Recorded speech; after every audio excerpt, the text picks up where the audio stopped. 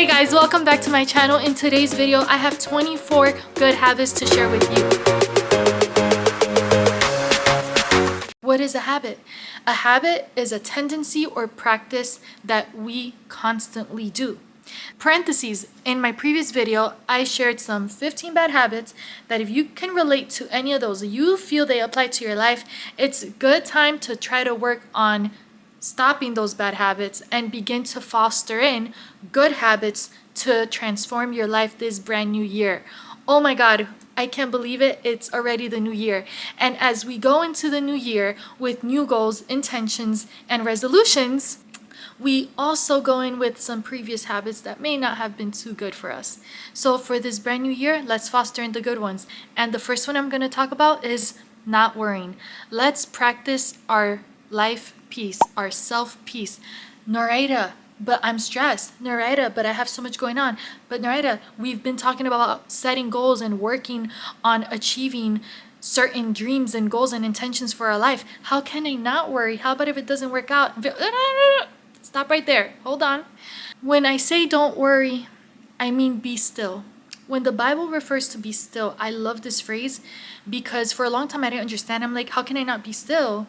How can I be still and then nothing gets done? See, the beauty of being still means that you don't worry and you can still take action in those things you want to accomplish, but you don't worry and you don't allow anxiety in. Now, I'm not disqualifying anxiety. All I'm saying is that if we do get anxious and worry, you can pray about it, trust in the Lord, have breathing exercises, talk to a friend or a mentor or somebody, a psychologist, somebody that can help you cope with your anxiety and worrying so much about what is to come, right? So with that being said, when you work on your anxiety and when you can just pause, learn to pause is such a key ingredient to not worrying. And knowing that I could pray and trust in God, that God has everything under control. He's God, I'm not. Therefore, I'm not going to worry. I'm going to be still. I could still work on achieving my goals without overstressing, which equals not worrying. You see? So not worrying and being still doesn't mean that you don't work at things. We can't just sit down. Things aren't going to fall to our lap. But it just means that we could chill and not become overly consumed and anxious about what we're trying to accomplish. And I put the Bible verse down below for those who want it. I put the Bible verse about being still. It's going to be found in the book of Psalms 46:10. I love this Bible verse. It just reminds me like, chill out, girl. I'm guilty. I would be so anxious and stressing and worry about this and worry about that. But if I don't do it, it doesn't get done. So who's going to do it? How can I be still? And it's like, you're not God. I have a God that takes care of me and helps me, and that also tells me, and I'll put this verse down here, don't be anxious for anything, but in everything pray with supplication and thanksgiving to the Lord. He wants you to give it to him. You see what I'm saying? And if you're like, I'm not sure about this God, I'm not sure about this Jesus guy, give God a chance in your life. I know I did one day, and I found to see that God is real, that God's not dead, that Jesus is very real, and so is the Holy Spirit. So you could now have that peace to know, hey, while I'm so busy and I have all these dreams that I want to accomplish and all these goals I've been setting and working on my personal and professional growth this year, I could also know that I don't have to worry about it. And that's the beauty of it.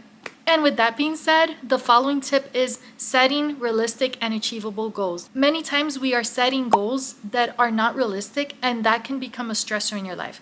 Now, I'm not saying to not set goals that you think, oh, maybe I can't do it, so it's not realistic. That's not what it means. Sometimes it's good to set goals or intentions, right, for our life that can be challenging, and taking that challenge and then prove to yourself that it is possible. But when I'm talking about unrealistic goals, is goals that I want to do this grand thing that has to do with so much money, and right now I'm not working and I want to set a goal to do it by the 30th of the month, but I don't have the money to do it. Hey, pray and have faith, God provides, right? But right now that may be an unrealistic goal for me right now. I want to be a millionaire in 6 months. Hey, it could happen, but it could be an unrealistic goal, and I can't be disappointed when in 6 months I'm not a millionaire, because maybe my time is going to come in a year or two, but I wanted to pressure myself to do that in 6 months. I know it's an exaggerated example, but you get the point. So set goals that are realistic. They can be challenging, but just set realistic goals, and that'll also bring you peace and help you feel fulfilled and motivate you when you see these goals come to life. It's okay. It's okay to say that. Like, feel like, okay, I could do this. You know what I mean? It's not too bad. That's a good habit. And you may be thinking, well, how does setting realistic goals, for this new year become a habit? Like, what does that have to do with habits? Well, it's because some of us are overachievers or overdreamers, and we set too many goals, and we get in this train of constantly setting unrealistic goals for ourselves, and then we just feel like a failure, or we get anxious, and then now we don't practice that piece that we spoke about in the first habit, that was don't worry. It just causes you to worry all the time. It just could break you down in life and make you just feel horrible and stress. Stress is a hindrance. You don't want to add more stress than what you may or may not already have. So that's why we say make it a habit to set realistic goals, that whenever you do set these goals, they make sense and they're in a timely manner that you can figure it out and make it happen later on. Habit number 3 is to cultivate a habit of expressing gratitude. When you express gratitude, you begin to realize that life isn't that bad. Life is good. There's good to life. I am very blessed. You see, you begin to see how blessed you really are. 2023, and this is just an example, like it's just real to me. I'm sharing these habits, but I was considering and I was analyzing my life and looking like internally and thinking, man, while I'm not typically like a negative person or have too many bad habits, but the reality is at the end of the day that if you do some self-searching and self-analyzing, you'll learn that you do have bad habits you need to let go of. And then when you let go of that bad habits, what are you going to supply them with? Some good habits, so that I don't then have those bad habits. So I was thinking, man, what are some habits, some things that I need to create as a lifestyle? See, when you are building these good habits, it's not just like, oh, I have this good habit. It's like, no, like it's because it's a habit, now it's become a lifestyle, and now I can enrich my life and be good for myself, that's going to benefit my life, but also be a blessing to others when I can foster these good habits for my life. So then it's like, what can I do to improve? And it's like, okay, I need to have a better mindset about this, or build this habit or the third. So with expressing gratitude, I typically am a very gracious person. Like I have a lot of gratitude. Like I never want to take nothing for granted. I know what it is to start from the bottom and try to fight your way through life to just, do good and survive and whatnot. But at the same time, I noticed that I was ending the year like, dang, 2023 was so rough. But then as I was doing a recap video of, not of my channel, but a recap video of the year, and just those little tiny 10-second pieces all together, I realized, okay, yes, 2023 maybe wasn't what I wanted it to be. Maybe 2023 was a rough year with many heavy and challenging moments. But wow, I also had such great moments. I had good days. I had good memories. We built good memories together.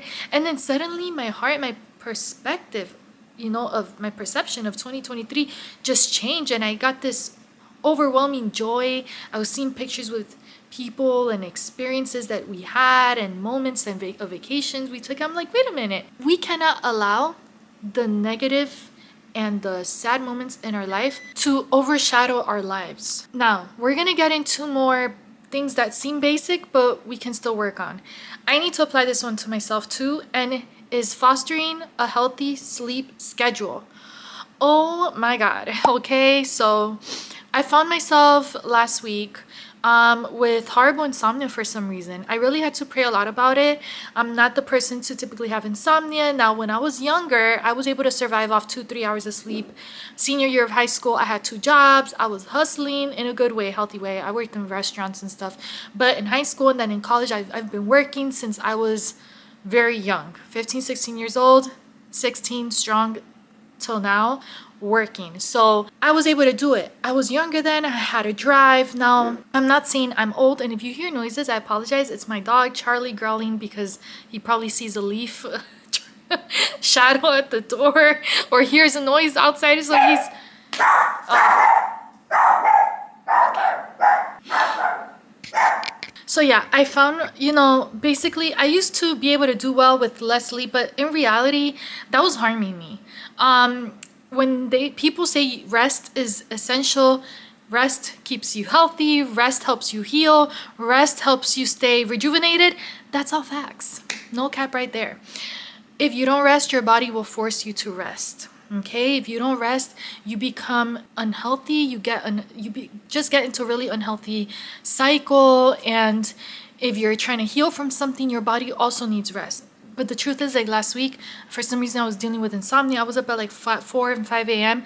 up, super awake, alert, ready to conquer the day, and it was just so unhealthy. And then I would stay up eventually, and then is because we need to build healthy habits. We need to get in a cycle of resting. Go to bed on time. If you know you have something the next day, go to bed. And if you struggle with falling asleep, there's tons of resources online that can help you with falling asleep.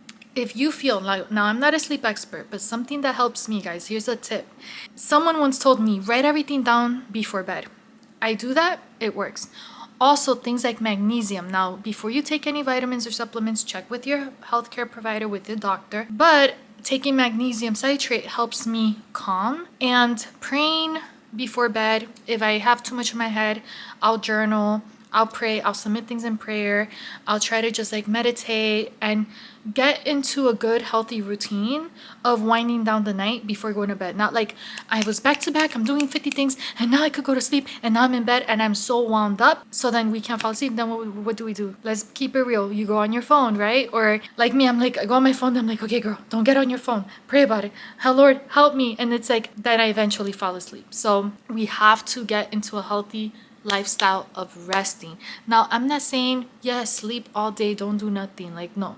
We gotta have balance with everything. There's a time for everything. And I'll put the verse here. The Bible tells us that there's a time for everything. There's a time to rest. There's a time to sad. There's a time to be happy. There's a time just for everything in life, okay? Everything has its time and season. Balance your life and rest. And with rest comes another good habit to foster, which is incorporating a healthier eating lifestyle to your day, okay? And how you can do this is by beginning your day with a nutritious breakfast. Breakfast really does set the tone for the rest of the day. I really wholeheartedly believe this. Unless you're trying to do some intermittent fasting, if that works for you, that's great. But some people, depending on their health or if they have certain medications or things that they need to take, for example, I would tend to be anemic, so I need to drink iron every single day. If not, I feel sick, I'm jittery, I'm super cold, I look so pale, I look like, I feel weak, but I feel just heavy, droopy, like it's horrible being anemic. Iron deficiency sucks. If you know, you know. But drink your iron every day, or eat high iron rich foods. But if your thing is like vitamin D or protein, many of us want to bulk up or get lean. We need to have protein. You have to either reduce or increase your carbs depending on what your goal is. I say that because you may try to bulk, you may try to get lean, you need protein, you need healthy carbs, you need less fat, less sugar. How are you going to do this? You could set the tone. I noticed, now I'm not no fitness guru here, but I realized that when I eat a heavier protein-based breakfast, I am fuller throughout the whole day. And that is facts. And I actually saw videos about this and I realized, oh snap, that's why. No wonder. Protein keeps you full longer. And you're less likely to have higher cravings during the day, which I struggled with. Like, your girl be craving like she's pregnant, okay? It's my toxic trait. So I'm just saying, I'm keeping it real. And with that being said, the following good habit to foster for this brand new year is establish healthy physical exercise. Now, guys, I'm not saying you gotta pump iron at the gym every day for 5 hours. There in the gym pressing weights. See, pressing weights, that doesn't even make sense. You could tell I'm not in the fitness industry. Do we press weights?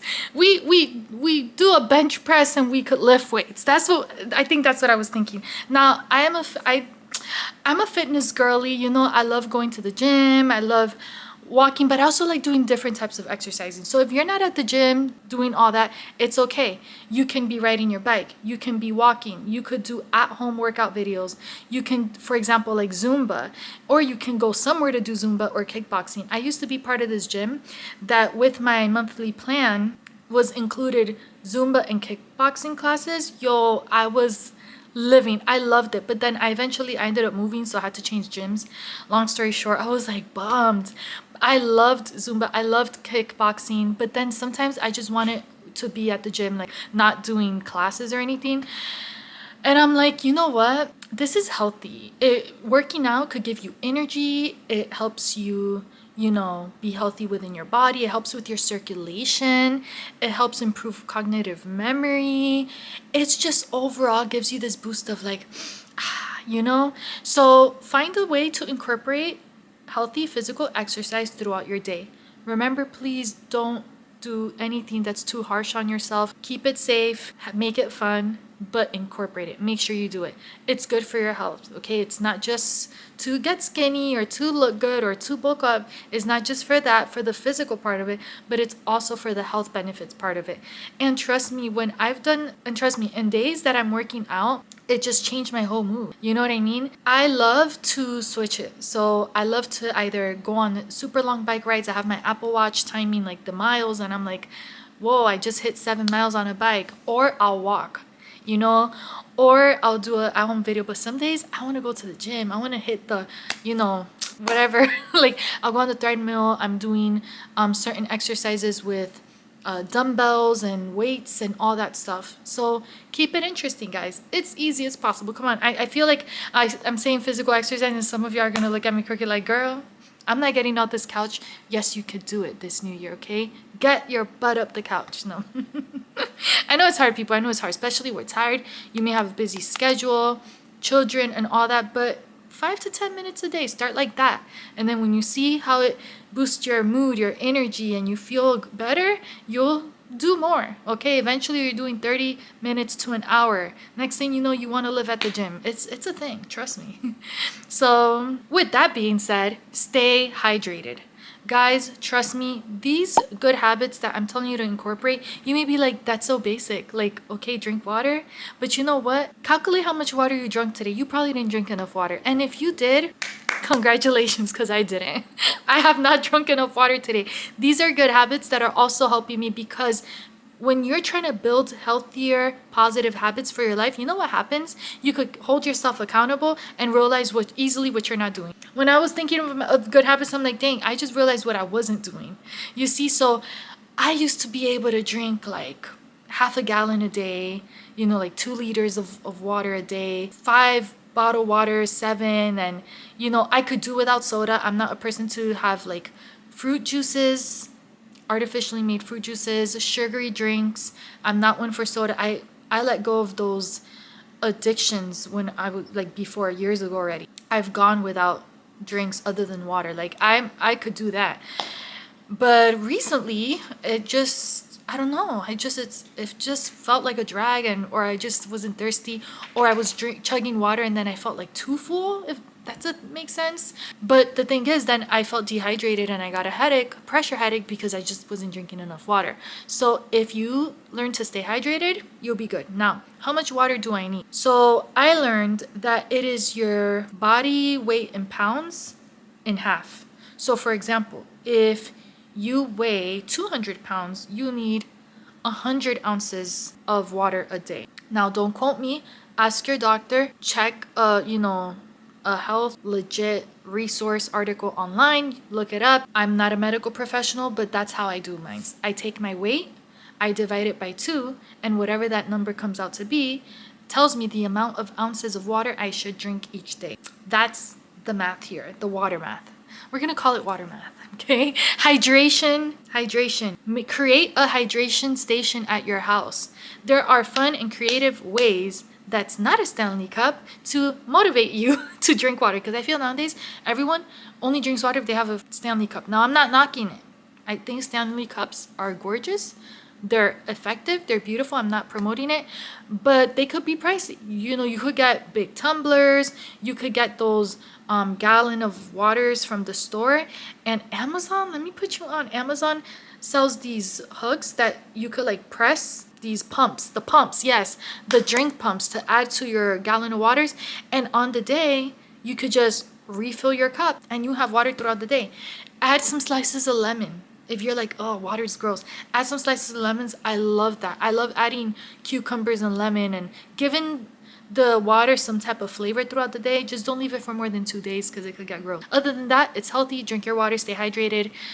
Don't be dehydrated. You could get sick off that. The following good habit is to read regularly. When you learn and create a pattern of reading regularly, what you do is that you stimulate your mind. You expand your knowledge, and it can give you a time to just rest physically, stimulate your mind, and allow time for self-reflection, which is the following habit. Practice self-reflection. When you reflect on yourself, you not only keep yourself accountable, but you can analyze yourself to see the areas that you need to work on or celebrate the areas that you're doing well in. And when you do so, it can help you become a better person, a better human, a better employee. Whatever aspect of your life you're searching in, you can see, okay, this is what I did, or this is how I responded, this is what I need to work on, and this is where I'm doing well. That's going to help you in life. Now, the following good habit that we should foster is to practice active listening in conversations. You'll be surprised how little listening you are doing. I learned that when I speak less and I listen more, I could hear the other person. There's a big difference between listening and hearing. It's a huge difference. At least that's my perspective on it and my kind of like hypothesis when it comes to that. It's so powerful. Someone once told me that's why we have 2 ears to hear double, right? And 1 mouth to speak once, but you listen twice.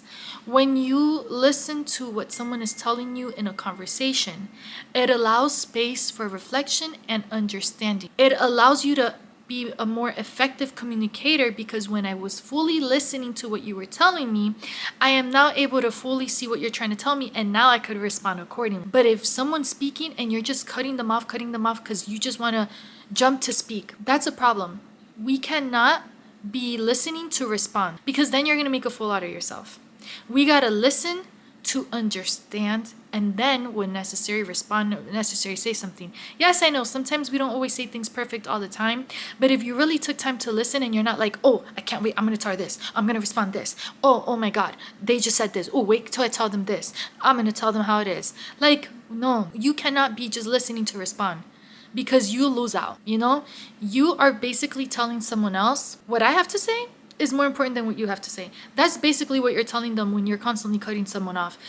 Wait your turn, you'll be able to speak. When they finish speaking, respond, and then they'll speak, and then feel, wow, this person really valued what I had to say. By listening to others, you show them that you value what they're saying and that you respect them. I understand many times you may need to say something. I've found myself, I'm like, excuse me, I don't mean to cut you off, but this and this, and they're like, oh snap, or okay, you know, I hear you. But and then if you do have to cut someone off, be intentional and make sure that you continue off where they left off. Help the person continue off where you cut them off, because at that point, if you don't do that, I just feel like, no, you just were cutting me off what I was saying. Because I've done it. I've learned to be intentional and say, excuse me, I don't mean to cut you off, I'm sorry, but I have to tell you with that, this, and then be like, okay, so as you were saying X, Y, and Z, and they're like, oh yeah, and then X, Y, and Z, etc. You see what I'm saying? Like, the person will see, like, look, I was genuinely hearing you, I apologize, but I had to cut you off in that moment. But because I was effectively listening to you, I want you to continue off where you left off from. And I'm recognizing what you were saying by telling you, you left off here. I want to hear what you had to say. That's genuine, and that's effective communication. Even when you don't like what someone is saying, we got to learn to listen. Listen twice, speak once. That's what I have to say. And with that being said, develop a routine for stress management. And I know I briefly touched base on this earlier, but a lot of us, like most of this world, we're dealing with stress. Stress could be daily, stress from work, stress from house care, stress from just life. Okay, stress. Oh, I hate myself. Let's have stress management. Let's work on ways that we could cope with our stress. There's so many tools online. There's so many reels, shorts, TikToks. Look at shorts. There is content online for days from medical professionals, from psychologists to help you reduce your stress. Take a moment to pause and drink, have some calming tea, meditate, take deep counted breaths. All these tools that can help us de-stress a little bit. Remove yourself from a challenging situation and recover. Gather yourself together and then bring yourself back in. It's not neglecting life. It just means you are managing differently to prevent stress in your life. That's a good habit right there. I'm just saying. This thing is driving me insane. The following good habit you want to foster is keep a well-organized and clutter-free space. I'm always striving to be as minimalist as possible. I don't know how my husband and I have so much random stuff. We don't even have kids. This is sad. This is a sad story. I admit it. I don't know how this happened. Now we are preparing to have a family, right? And it's good to prepare and set a space in faith. But and we do have dogs, so I guess that's where it comes from too. But I'm always striving to declutter more and more and more, and I feel like as the years go by, I can't function well when there's clutter. My mind is like looking I love empty space, and I'm not saying empty space like, oh, I have nothing, but I'm saying like I don't like a lot mumbo jumbo together. If I'm in somewhere else or in someone else's house and that's how you live, don't faze me. I'm not even there to look what you got. I'm not there to judge. I'm not there to criticize, but I'm talking about my space. What's your space? What'll work best for your space? Even if you're like, oh, it doesn't bother me, but try to find ways to declutter and organize, because then you'll be able to keep track of what you have, know where your things is, build that healthier habit. A lot of us are just hoarders and keep a lot of clutter, and next thing you know, it's going to be more challenging later on to take care of that mess. So clean your house. You'll be surprised how being clutter free and managing your area can also improve your mental health. It's a whole other thing. So build healthy habits. Maybe you reorganize your pantry, reorganize your closet, have bins with labels, all these type of things and tools that can help you make your space more functional and your family. At the end of the day, you got to look back and say, okay, what does my family need? What works for us? I used to have the shoes in the front of the house, but now we have a shoe shelf so that all the shoes are not just thrown in the front of the house, creating a shoe pile, but they are in the shelf prior to the foyer. Wow, life-changing, revolutionary, transforming. You see, the following habit is cultivate a positive mindset. When you can embrace the positive things in life, you are genuinely a happier person. And this also connects with one of our prior good habits that we want to foster, which was, I was talking about to express gratitude and have a mindset of gratitude. It's going to link up with that positivity as well, because you see life much brighter and happier, and it could make you more joyful. The following good habit is to learn something new more regularly. So what do I mean by that? Is to keep your mind feeling like renewed. Are you stagnant, or are you allowing yourself the space and the room to be able to learn something new and incorporate something new that can benefit your lifestyle, your household, or your family, or your church, or your community? What can you learn something new that can be a help and a positive impact to other people, or just for your life in general to really bring essence and really be transformational to your life? So for example, maybe that's a new instrument you wanted to learn. Now you could implement that somewhere else in your life, or just for fun with your family. The following good habit is building healthy relationships. Life is about relationships. We have friends, we may have family, we may have a significant other, and then our faith. God wants a relationship with you, and He wants you to have fellowship and unity with others. And I'll put the Bible verse right here. So see who those life people are in your life, and also work on being better within the relationships that you currently foster right now. And life is beautiful with like lifelong friends, and have unity and being there for each other through thick and thin and working through things. That's being a good friend. A good friend isn't just in the happy, joyful moments, but also in the moments when we may be struggling, and it just has that sense of like family, although you're friends. And I think that's really lovely. Good habit number 15 is limit screen time. So how much time is screen time taking from you? Yeah, the scrolling, social media, the checking your phone, the text messages, the whatever you're looking at online that is distracting you. We need to work on reducing that screen time. Something I like about iPhones is that, and this is not no like Apple product promotion or anything, but something I like about the iPhone is that it'll tell you how long you've been on your screen, how long you've been on what apps, or how long you've been on social media. And it's like, it gets in your face, like red, you've been 4 hours, and you're like, what? Check how much time you've spent just scrolling, and now think about what you could have used that time for. So if your phone says that you've been scrolling on social media for 3 hours, what could you have done in those 3 hours? You're probably hungry, you're probably tired, you could have slept, you could have rested, you could have read a book, you could have done your laundry, you could have prayed, read the Bible, you could have gone on the walk that you said you didn't have time for. You could have done that. You see what I'm saying? But we were scrolling, and it's like a rabbit hole, right? I've been there, guys. It's like TikTok or Instagram. It's great because it's full of so much information.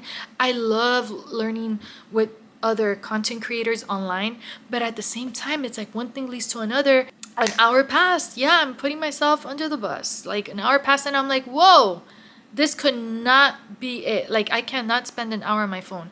I've got better at that. That is something I could say that last year I got much better at.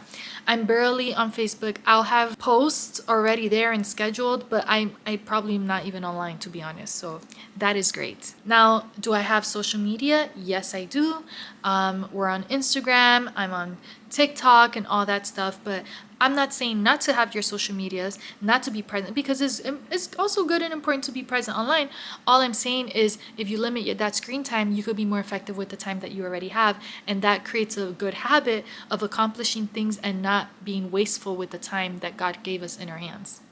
Good habit number 16 is practice mindfulness and meditation. With this, I'm gonna add prayer time. Mindfulness, meditation, all that's gonna be when you could sit back, pause, and just pray. If you're worried, pray. If you're stressed, pray. If you're scared, pray. But pause. It's okay to pause. It's okay to take time to reflect on your day, to practice mindfulness. The following good habit is budget and save money responsibly. A lot of us are wasteful with the money that we have, and then we say we don't have money for this, that, and the third. You know, and you probably don't earn a lot of money, or you probably do earn a lot of money. But something I've learned is that it's not about how much money you have, it's about what you do with the money you have, okay? So if you budget and you practice healthy financial, responsibilities, then you'll be able to make more space within your budget to allow yourself to have room to purchase or do things with your money. Good habit number 18. Guys, we're almost there. Thank you so much for being here and watching this video. It really truly means a lot to me. I really appreciate every single one of you. And while we're at it, if you haven't already, feel free to hit that subscribe button and click on the notification bell so that you know when we post another lifestyle, faith, family, and trying to conceive videos. Now, the following good habit is embrace a balanced diet. I know we spoke about eating earlier, but now we want to talk about diet. Many of us eat, but a lot of us don't have a healthy diet. I'm not talking about diet like, a diet to lose weight. I'm talking about diet that include healthy eating habits. For example, it's not bad to eat a cookie. It's not bad to eat a slice of cake. But if you didn't eat healthy protein and carbs and all you had was chips, cookies, and donuts, maybe that can not be too good for you. So try to embrace a healthier diet in your life to help your body and your mind to be healthier. The following good habit is to set aside time for leisure and hobbies. What are some things that you enjoy to do? What's leisure? Leisure is what do you do in your spare time? How do you enjoy your moments and how do you enjoy your free time? It's about balance, guys. The following good habit, if you implement this, it's going to help you achieve your goals. And that is regularly updating yourself or checking in on your goals. This is going to help with not only goal setting, but by keeping yourself accountable, seeing how far we've come with our goals, and also checking in to see, hey, what do I need to establish? What do I need to do to help myself be intentional so that I could implement certain things and then you eventually achieve those goals because you're checking in with yourself, okay?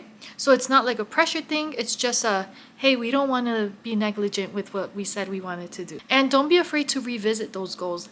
You may need to update them. You may find February, March that, you know what, it was just in a moment goal and it's not something I want for my life. So let me adjust this goal. Let me make it more realistic. Let me make it more practical and beneficial to my family, to my life, to my purpose and what I have to accomplish.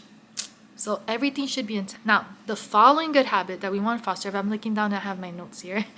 So the following one is practice time management techniques. There's tons of time management techniques. Time management just means, hey, I know I have this much time and I have to do certain things. So by when do I need to get up, leave the house, or by when do I need to get up and work at this so that I could be on time, so that I could do such and such and such task by the deadline. You see, it's basically managing how you use your time so that you can accomplish what it is that you need to do by a certain time frame. It's a practice of responsibility, being prompt, and not only growing personally but professionally as well. It's gonna help you, and this is gonna not just be a habit but a healthy discipline that's gonna help all the areas of your life. Because imagine someone who's just always late and you want to do a function and it's at 12 but you say 11:30 because you know these people are always going to be late, or you feel like you're always late everywhere and you feel like crap because it's just things constantly happen, or you plan, okay, if I leave by this time I could get there early or on time, and it just doesn't work. It starts with sometimes pre-planning. Maybe you're not thinking about what time do I have to get up, but maybe a few days before start to work at what I can accomplish and get myself ahead. And the night before, hey, what can I do now to help me get out the house fast tomorrow that nothing stops me? Life happens. Sometimes it's not even realistic to think like that, but it is a good start. You see, because if in the morning trying to find what to wear delays me by 5 to 10 minutes, I need to have my clothes ready the night before. You see, so that the day of, I get up, brush my teeth, shower, do what I have to do, pray, etc., meditate, whatever helps you launch off your day, and then I have my clothes and I'm not there standing at my closet staring for 5 hours like, I don't have nothing to wear, am I gonna even go? Still go, but if you're prepared, you could head out on time. It could be the car, it could be your alarm, it could be just that you had a last minute thing happen, occurrence, a call, an emergency. But that shouldn't be the case all the time. So if we practice time management, it could really help us improve with our general lifestyle. Coming from experience, guys, I'm just saying, for your daily day-to-day life. The following good habit is express gratitude to others. It's nice to say it and it's nice to hear it, and you'll find more joy when you could express gratitude to others. It is important to have a heart of gratitude. That is a good fruit to have. It just shows like, hey, I could be humble to show gratitude. I'm grateful to you for this. Thank you for being there for that. You see, the same way we use our mouth for different things, we should be able to vocalize and express gratitude. Because life's not all about the negative, life's not all about numbers, life's not all about what you're accomplishing, but also fostering those relationships and how you can empower other people and show people that they are seen and heard and valued. So you should always express gratitude to God and express gratitude to your family members, to a spouse, even to the children. If you have kids, hey, thank you for listening to me when I told you your toys, rather than, you're gonna listen, I'm your parent and that's it. You know what? when I told you to pick up your toys, you did that. Just know I saw that, and that was really good. Or when you helped your sibling, fill in the blank, brother, sister, and you weren't asked to, that was really good. Thank you for doing that. I appreciate, and I see you, you know, and God sees you, and it just fosters that like appreciation atmosphere. And yeah, not everything is just appreciation. We should do things without expecting any, you know, validation, but it's good to do that because it boosts morale. The following good habit to foster is to maintain a good personal hygiene. Take care of yourself inside, but also outwardly, you know, your appearance, how you're clean, how you're scent, you know, personal hygiene, you know what I mean? Deodorant, hair, face, keep your hands clean, your mouth clean, your eyes clean. Just personal hygiene. Feel fresh, be refreshed, present yourself better, more confidently, and feel good about yourself. And last but not least, a very healthy good habit, guys, is reflect on your achievements and lessons learned in life. I hope you enjoyed this video. If you've got at least one good habit that you want to implement that you found very valuable, please give this video a big thumbs up, and I welcome you. Please do hit that subscribe button. Thank you so much for joining my channel. I appreciate you watching. You guys mean so much to me. Feel free to engage with me, chat with me down below in the comment section, and check out our community posts for more updates on what's to come.